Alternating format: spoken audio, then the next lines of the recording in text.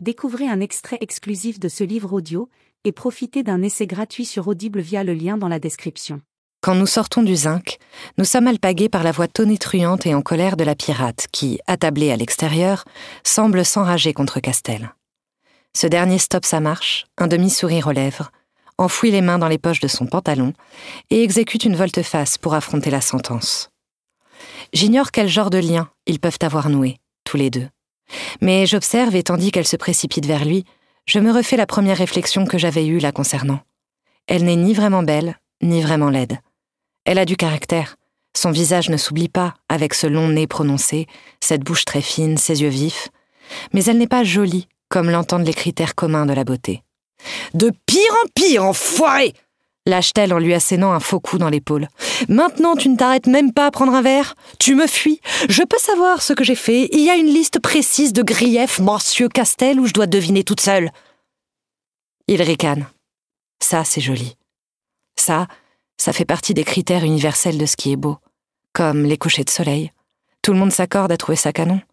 Et quand Castel ricane, en dévoilant un tout petit peu ses dents très blanches et parfaitement alignées, en agitant sa pomme d'Adam avec douceur, et en plissant ses yeux de miel aux cils très longs, c'est universellement canon.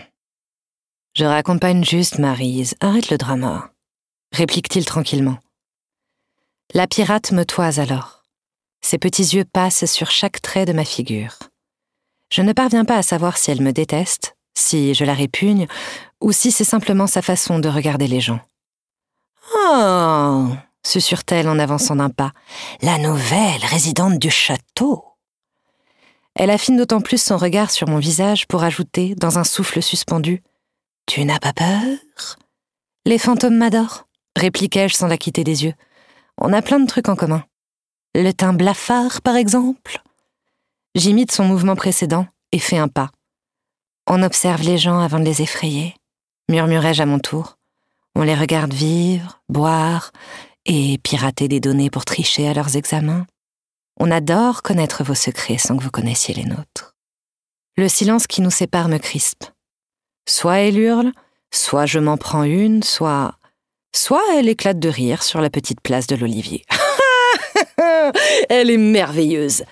s'exclame la pirate en toisant Castel cette fois. « Bon, toi, moi, bar à vin, demain, 20h, et me fais pas chier à t'inventer une vie, si t'es pas là, je te trafique tes partiels, c'est clair ? Bye, vous deux, et courage, Casper !» Elle nous a déjà tourné le dos, et offre un vague signe de la main tout en retournant à sa table, où une bande de musiciens l'attendent, instruments à leurs pieds. Je pivote vers Castel, mes yeux élargis par l'excentricité du personnage. Je n'ai pas besoin de le formuler, il hausse les épaules dans un sourire fin, pour conclure. « C'est Sarah, tu viens ?» Je lui emboîte le pas dans les ruelles sombres, en essayant d'oublier ce qu'il a mis faire. Je comble mes pensées parasites en lui posant un tas de questions déplacées qu'il n'a pas l'air de mal prendre. « Vous étiez ensemble ?»« Avec la pirate ?» pouve-t-il en tournant au bout de la rue. « Non, j'ai grandi avec elle, c'est un genre de sœur.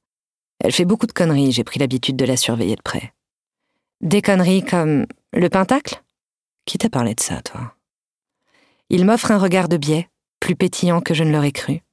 À mon tour de hausser les épaules. « J'ai l'impression que vous êtes des stars pour la bande du lycée. » C'était des délires de lycéens, balaye-t-il. Il y a beaucoup de légendes, et la majorité est complètement fausse. Mais c'est drôle d'entendre ce qu'on raconte sur nous. Castel s'engage dans une rue à l'opposé du chemin que je connais. Je ne lui demande pas où nous allons, puisqu'il poursuit la conversation et qu'elle m'intéresse plus que son choix de route. Ils t'ont dit quoi ? J'essaye de me souvenir des paroles de Tuck et récite alors, comme je le ferais avec une mauvaise poésie en classe de CM2, Tim, hacker, Sarah, escroc, Castel, dealer, Paul, voleur, Moon, les points. Castel s'autorise un rire de gorge qui résonne dans les ruelles vides de la nuit. Je détourne les yeux de sa fossette. C'est pas si éloigné de la vérité. Lâche-t-il. Il extrait la main droite de sa poche dans un cliquetis délicat de métal, et je souris devant le porte-clés en forme de Mario Bros. Castel appuie sur le boîtier noir. Le bruit typique d'une voiture qu'on déverrouille me fait tourner la tête vers la gauche. Le parking extérieur est vide, silencieux et sent bon le chèvrefeuille qui l'entoure. Encore un des charmes du Sud. Ça embaume toujours la fleur, même en automne. Il m'ouvre la portière passager, sérieusement, avant de se rendre de son côté de la voiture. Un dealer avec une morale et des manières de gentleman, donc. Quelqu'un pourrait-il se dévouer pour lui trouver un défaut? Dans l'habitacle, une autre odeur. La sienne. Le cacao. La fraise. Une sorte de dessert doux et piquant. J'inspire discrètement, bêtement aussi, sans trop savoir ce que je fais. Victime de cette attirance sensorielle contre laquelle je ne peux rien. C'est mon nez, c'est ma gorge qui veulent le respirer. Moi, je ne peux pas le leur refuser. Castel nous enferme, enclenche le moteur et évidemment, il fallait qu'il conduise d'une main pour sa marche arrière, étalant son bras jusqu'à mon siège, tournant le volant sous ses doigts. Je ne sais pas pourquoi c'est sexy, un type qui fait rouler son poignet pour bouger le volant, mais je suis certaine qu'il y a une étude sociologique à mener là-dessus. Il s'éloigne de la cité médiévale, direction le château, sans musique. Pourquoi pas? Vous avez tous grandi ensemble? Manquierge, histoire d'oublier le silence qui ne le dérange pas, lui. Sarah, Paul et moi, oui, répond-il, le regard sur la route sombre. Moon et Tim nous ont rejoints au collège. Ça doit être génial, soupirai-je en calant ma tempe contre la vitre, le cœur déjà plus triste. Quoi? De rester au même endroit? De grandir avec des gens? Castel se tait quelques secondes. Je ne tourne pas la tête, mais je le sens, qui a dévié un instant de la route pour me regarder. Ça, c'est des avantages, finit-il par répliquer. Ah ouais? Je crois que je ne contiens pas l'amertume dans ma voix. Ouais, rester au même endroit, c'est nul, vraiment. On rencontre toujours les mêmes têtes. Si tu fais une erreur, tout le monde s'en souvient. On ressort tes dossiers à chaque soirée, plein d'ex que tu voulais pas revoir et que tu croises quand même. Je t'assure, t'as rien raté. Je capte son regard dans le rétroviseur et lui offre le mien, incrédule. Il dit ça parce que j'ai adopté, sans le vouloir d'ailleurs, l'intonation de la tristesse, celle qui chante un peu dans des cordes vocales rompues. Merci, conclus-je. Ses yeux pétillent, leur façon de me dire de rien, et je reconnais l'avenue qui mène à la colline. Les tours sombres de son château se détachent du ciel noir, éclairé par la lune quasi pleine au-dessus d'elle. « Et grandir là-dedans ?» demandai-je en me penchant pour mieux observer la bâtisse. « C'est comment ?»« Angoissant, » réplique-t-il. « Tu crois aux fantômes alors ?»« Seulement aux miens. » Sa gorge à lui n'est pas remplie de tristesse à cette réplique, mais de dureté. Il resserre ses mains sur le volant, s'engage dans la dernière rue, tandis que j'hésite à insister. « Elle te manque ?» osais-je tout à coup. « Ta mère ? T'as décidé de me sonder en une soirée complète ?» Les grilles du portail s'ouvrent d'elles-mêmes lorsqu'il s'arrête quelques secondes devant elle. Il entre aussitôt, le bruit des roues sur le gravier nous rapprochant du moment où je quitterai cette voiture, à contre-cœur. Je me renseigne juste, pour savoir avec qui je vis. Et moi, comment je sais avec qui je vis? Il se range à quelques mètres du château, coupe les phares, le moteur, mais il ne descend pas.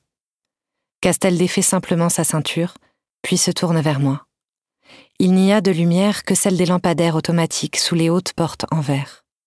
Elles s'éteindront bientôt, et je ne verrai plus l'éclat de miel dans ses iris. J'ai l'estomac serré comme avant un moment décisif, et le cœur déjà oppressé dans une poitrine trop petite. Je détache ma ceinture à mon tour. Elle me fait mal tout à coup. « Qu'est-ce que tu veux savoir ?» demandai-je d'une voix mal assurée. Castel examine longuement mes traits. C'est bien plus agréable quand ça vient de lui, plutôt que de la pirate. Réflexion pertinente, Maryse. Je devrais me faire un carnet de pensées inutiles. Et le voilà qui mord l'intérieur de sa joue, avant de formuler sa première question. Qu'est-ce que tu reproches à ta mère? Vaste sujet qui me pousse au soupir. Je me surprends à me reculer, le dos contre la portière, comme s'il venait de m'attaquer. C'est un peu le cas dans le fond. Ma mère est... Peut-être qu'elle change, j'en sais rien. Peut-être qu'elle sera super avec ton père et Mika, elle a l'air de vouloir changer en tout cas. C'est pas ce que je t'ai demandé. Sa voix est plus basse, intime, atrocement douce aussi.